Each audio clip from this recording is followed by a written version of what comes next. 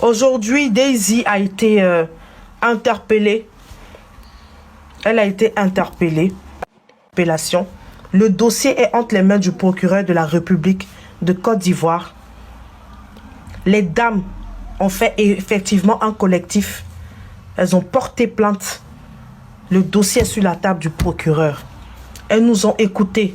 Elles vous ont écouté. Black, Milekoli, tous ceux qui étaient là. Tracy, la PV, Madame Patou, Still B. Elles vous ont écouté. Elles ont porté plainte. Vous, à chaque fois, vous étiez là. Est-ce que les dames portent plainte? Vous êtes en train de parler en vain. C'était psychologique ce qu'on faisait. C'était stratégique. Je vous assure que lorsqu'on faisait les lives, il y a des gens, elles étaient encore, elles ne croyaient pas encore. Elles n'étaient pas prêtes à porter plainte. Mais à force d'insister, elles ont fini par porter plainte. Il faut que cette activité-là prenne fin. Parce que vous avez vu des femmes enceintes ici sont montées. Vous avez entendu des gens sont allés en prison. Vous avez entendu même également des personnes qui ont divorcé. Cette chose en gros, c'est un mensonge qu'elle a bâti. Elles nous ont écoutés. Daisy a été interpellée ce matin chez le procureur de la République. Oui, elles nous ont écoutés. Aujourd'hui, cette affaire est entre les mains de la justice. Et je dis merci à tout le monde. Je remercie tous ceux-là qui étaient à la partie technique. Notre chose là, on a pris ça à cœur parce qu'on a fait ça de bon cœur. On n'a pas fait ça pour le buzz. Donc allez-y, dis aux voisins, I don't care de ce qu'ils pensent de nous. Ça ne m'intéresse pas. On n'a pas pris ça pour faire le buzz. On a pris ça à cœur. Nous toutes là, on n'a pas moins de 30 ans. Et on sait ce que c'est d'être escroqué. Quand tu as des enfants, tu as des responsabilités. Si, il y a certaines personnes qui ont pris ça pour la légèreté, mais il y en a qui connaissent ce que c'est de perdre de l'argent, de se faire escroquer. Ce qu'on a voulu est arrivé. Et aujourd'hui, ça est dans les mains de la justice. Donc, il fallait qu'on vous informe. Je n'ai pas toutes les informations parce que, comme je vous ai dit, tout ce qui concerne les papos, vous savez que c'est Madame Patou et Still B. Voilà. Mettez les cœurs pour elles. Elles vont monter tout à l'heure. Elles vont vous expliquer. Elles vont vous dire ce qui se passe au fin fond. Elles vont vous donner. Moi, je fais que les résumés. Moi, je parle. Mais elles viennent. Je fais la pâte. Elles viennent, elles mettent ça au feu, mettre le gâteau, le chocolat. Comme vous aimez là. Oui. Madame Patou et Still B, elles vont monter tout à l'heure. Donc, voilà, j'ai fait ma part. Madame Patou. Oh, est-ce que Madame Patou peut monter? Je la vois pas. Ouais, Still B est là. Je t'envoie une invitation. Voilà.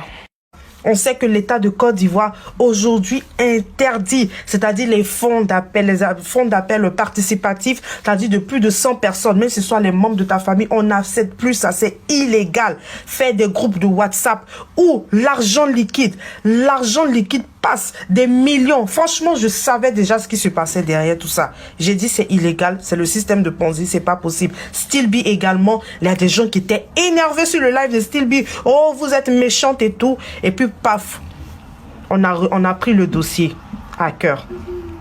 Donc, c'est pour vous dire que on a travaillé. On n'est pas sorti comme ça juste pour jeter à la vindicte populaire une jeune dame, non. Mais c'est son activité qui est illégale. Et elle a abusé des femmes qui ont eu confiance en elle.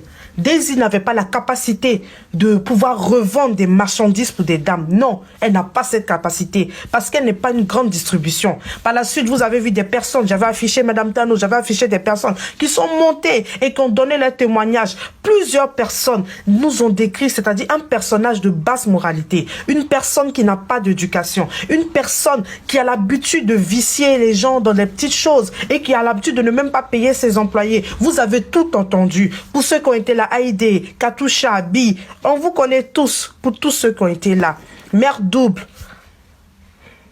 tous ceux qui ont tapoté, qui ont mis les cœurs, qui étaient là, ils le savent. Cette dame aux allures toujours souriantes, propre, pimpante, mais au fond, c'est autre chose. Les gens ont dit, oh, vous parlez pour rien.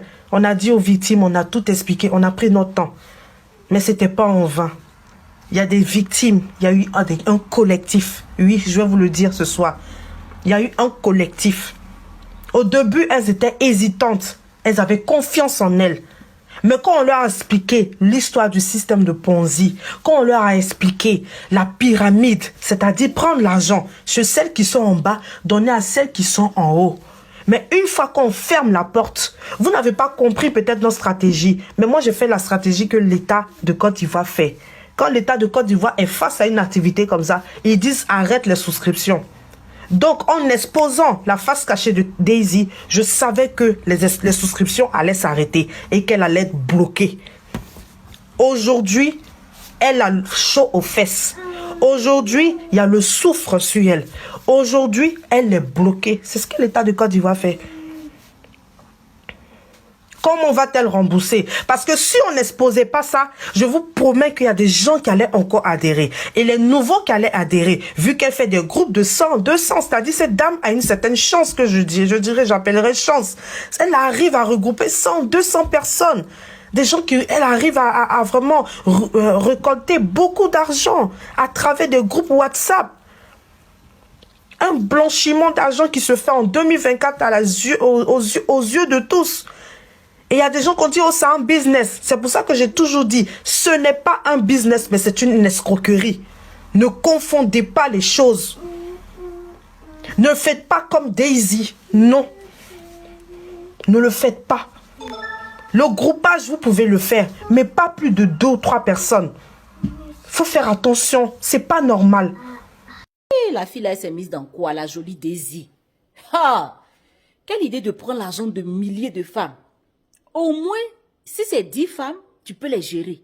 Affaire de femmes, tu vas les prendre 100 000, 200 000, 1 million, 2 millions. Combien de plusieurs femmes?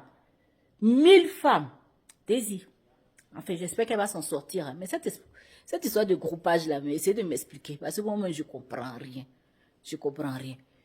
Trop de promesses. Tu as fait un groupage, tu as acheté la marchandise. Toi aussi, tu vas les aider à vendre. Mais est-ce que c'est possible de faire tout ça là? Toi, Daisy, tu vas vendre des millions de marchandises pour les femmes. Expliquez-moi, mais je n'ai pas bien compris.